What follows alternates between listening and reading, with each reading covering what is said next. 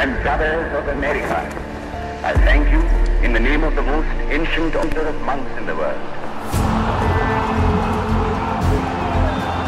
আমি স্বামীজির একজন দেখানো পথের পথিক এবং ভক্ত হিসেবে এবং আজকে 162তম জন্ম জয়ন্তীতে তার যে প্রতিকৃতি এখানে রয়েছেন এবং মহারাজগঞ্জ যারা উপস্থিত রয়েছেন তাদেরকে আমার শ্রদ্ধা, কৃতজ্ঞতা, প্রণাম এবং নতুন বছরের শুভেচ্ছা জানাতে আজকে আমি এসেছি, যাতে আগামী দিন আপামর বঙ্গবাসী খুব ভালো কাটে এবং তার মতাদর্শকে পথ চলার পাথেও এবং প্রেরণা হিসেবে আমরা আগামী দিন সমাজকে আরো সমৃদ্ধশালী করতে কাজে লাগাতে পারি।